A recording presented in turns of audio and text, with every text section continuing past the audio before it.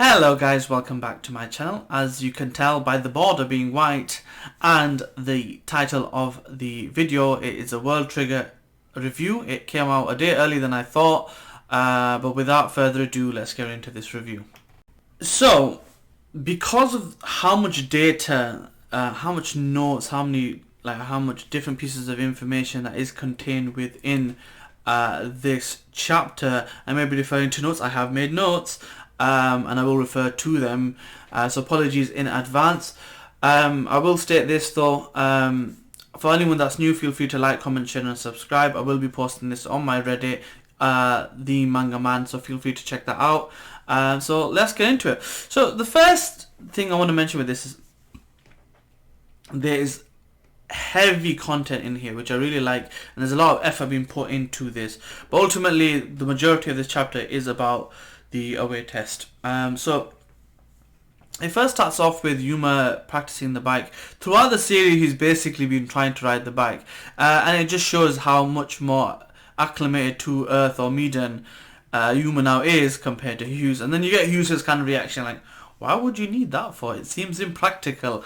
And then he's trying to learn. He's like, he falls over. He goes, this seems to be the logical reason. I was off balance. Of course it wouldn't work. And it was a funny little thing, but the fact that one of his motivations was the attacker from Tamakoma A, Konami? I believe it's Konami, teasing him, saying that he's not able to ride a bike, motivating him to actually go and do that. And that was like a quick little kind of slice of life, happy environment type of thing, before we get into the nitty and gritty stuff. So essentially the next of the chapter is kind of two sections really.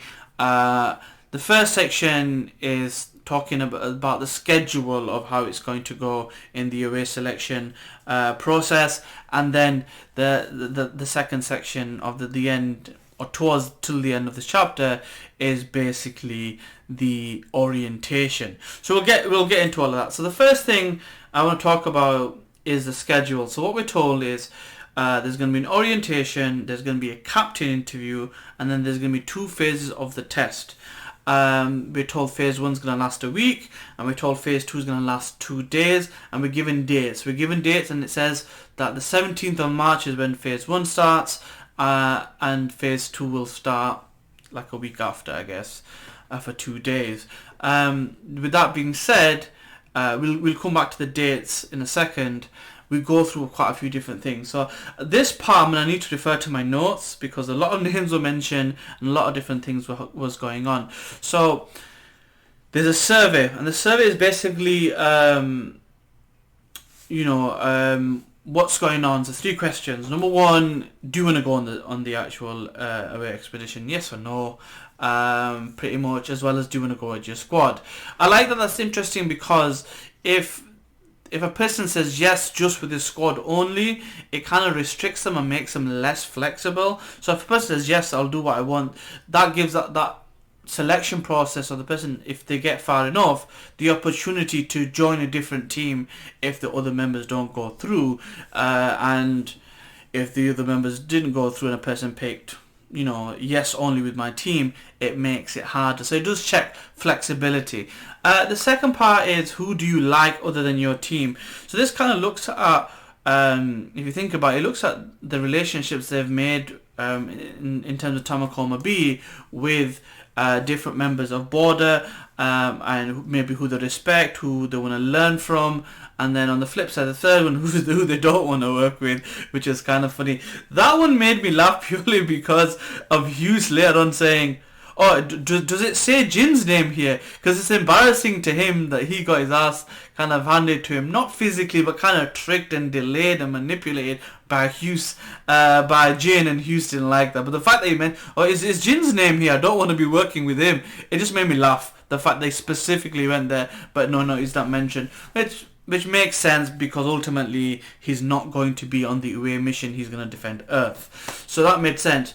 And then we started going through the list. So through various panels and discussions, they mention everything. And I made a note of this, and I want to touch on that. They did mention Arashima not being there, and it's because he's probably going to be defending the Earth, which makes sense. But Kitora is. So because of that, Osamu says, yes, I want Katora to be on my team, or I'd love to work with her. So, if you think about it that way, we'll start with Osamu, we'll go through Yuma and Hyuse, and we'll go from there. There's a thing with Chika, but she couldn't make up her mind about the members she wanted to work with. She was obviously familiar with the Nasu squad.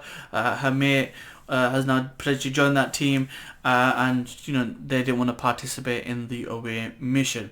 So she was like, I'm not sure, and she's like, well, you don't have to pick 5, pick who you know. Anyway, so we'll forget that for now. So Osamu picked Katora. Makes sense because they've got a positive relationship. Didn't start off that way, but it is positive now. She's an attacker. She's A rank. She has experience, or someone he could feel safe, and someone he could learn from. Then he has Kiku, who is also another attacker, which I found interesting. But again, it's because it's an A rank attacker who's actually quite strategic in the Kazama squad and the use of his hearing. So the fact that that's someone that potentially he wants to learn from makes sense, because strategically he wants to be more aware of his environment to make these moves when his life depends on it in war situations. The next person he has down is Azumi.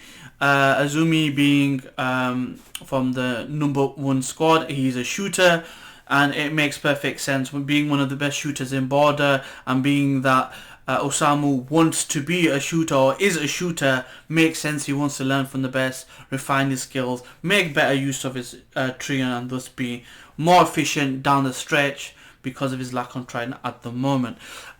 He then has Azuma, and Azuma is a sniper, former A rank, currently B ranked, but the guy has so much knowledge. He has trained so many people that are high ranking in the Border squads, and he has a lot you could learn from him because he's a very experienced dude. And then the last person, which is like he adds at the last second, is Ninomoya, which is interesting when you think about it. But there's take his arrogance aside, he is a powerhouse, he is strategic, he is a good captain, he has all the things you are looking for in a Border combatant, and he happens to be a shooter as well. So hopefully this is maybe a respect thing, and he maybe appreciates the value that Nino brings, even though his arrogance can sometimes sway you the other way and piss you off. So that is basically Osamu. Makes a lot of sense. A lot of them are shooters, a lot of people with experience, and a lot of people he could learn from. Makes a lot of sense. Now Yuma's situation is different, so I'm going to kind of go through it. Predominantly attackers. So Yuma mentions Shun Mudurakawa, makes sense. Similar build, similar play style. They have trained with each other in the past, and they are on good terms. Kage, he's an attacker. He's very violent. He's very explosive. He's very creative. Someone he gets on with, even though they're kind of rivals. And again, someone that uses a similar kind of build with Scorpion and Mantis, and being creative. So that made a lot of sense to me as well. Him using Zoe from his squad may be that he wants something for bombardment, kind of like he would get from Chika with his grenade launcher. So that's possibly why he went with that, the gunner shooter type with him. Murakami Ko makes perfect sense if you think about it. He's an attacker, he's a rival.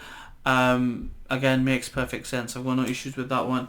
And the last one was Tomo. So Tomo is interesting because, again, I think that goes down to experience, him being high ranking and very capable, as well as being a sniper, which is what he would want for his squad, kind of like how he's got with Chika. So he's got quite a wide variety, predominantly attackers, but all people he would love to learn from and mix up with as well. Hyuse is a bit different. So Hyuse, although technically, he could be an attacker, he seems to be more in the gunner shooter role. So he's kind of got a different approach. Now he does mention that he picked people that he felt that he was troubled with, which means he's looking for capable people rather than whether he likes or dislikes them. So he went with Inukai, he went with Murakami, which makes sense. Mizukami, so he's looking for gunners and shooters really, He's got an attacker, so he's got someone that's kind of like Yuma, not as talented but has potential. He's then got people like Murakami and Mizukami, which kind of are in between. So Murakami is an attacker, Mizukami is a shooter, and then he's got someone to basically keep an eye on Azuma, experience, sniper, and he's kind of sitting in between the attackers, the shooters. He's kind of looking at that well-rounded role, so he's kind of building a squad around himself that he can manipulate pawns around and still have experience like Azuma. So that was interesting, and again the fact that he mentions Jin was hilarious. So they picked the people that they need to pick. Some time goes on, and then we essentially end up in orientation. So next section, orientation. So the final section, orientation. Some time has gone by, and basically this, I believe, is the 13th of March, 4 days before that phase 1 stage will happen, and basically we get told a few different things. So as soon as they enter the room, it says essentially mid B rank or above people are here. It's mentioned that some of the people have opted out, but they've brought on them in anyway, and then Kido explains why.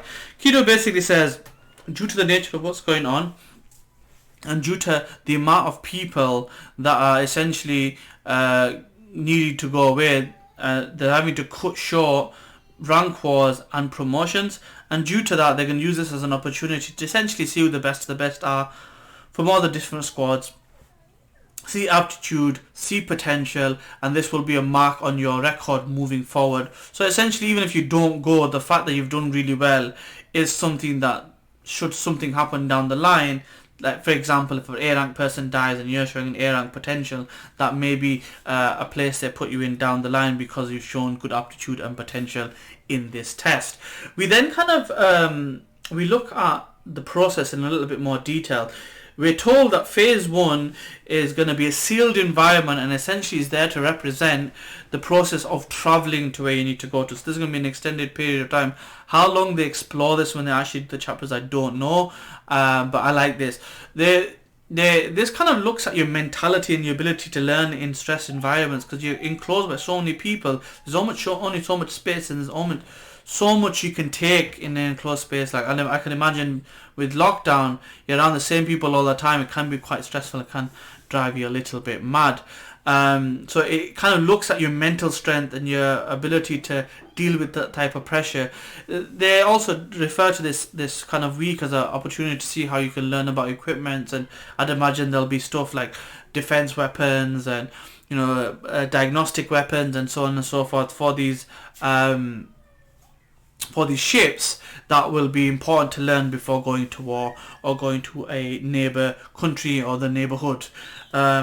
Stage 2 is a lengthy, a drawn out 36-hour battle simulation, and this is meant to basically highlight a battle of attrition, really, because once they get there and start battling, it's not going to be a simple case of, we've killed a few people, let's hop off. If they're like going to a completely different country, they're going to have a bigger force than the medium force, and it will be a battle of attrition. It will be like a fortress, making sure you can get in your bunker and do your thing, and really how long you can last mentally. And I think that's a very smart way to look at it.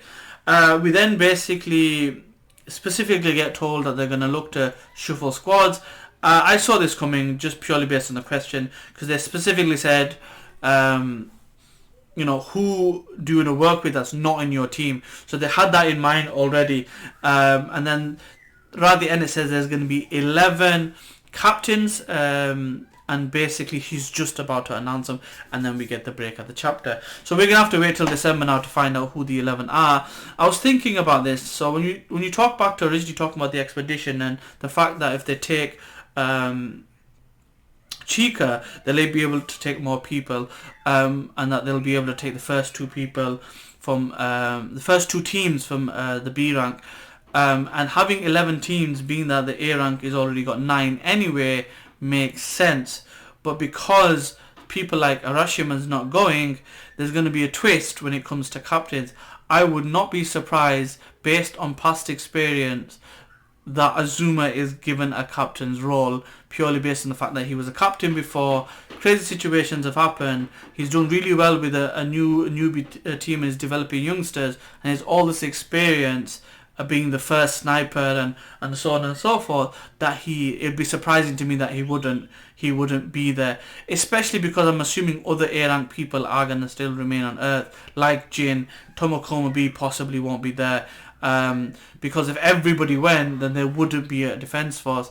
Would it be crazy to put Asam there? I'm not sure, but wouldn't this be an opportunity for the old Azuma squad to get back together, or is this going to be a place where, you know, everyone's going to separate and still do their thing? Will Moya be a captain? Will Osamu be a captain? We're going to have to wait and see. It's been a long chapter, but thank you very much for your patience. As always, like, comment, share and subscribe. Feel free to check out my subreddit. I will post this on there at the Manga Man, and I'll see you next time. Peace.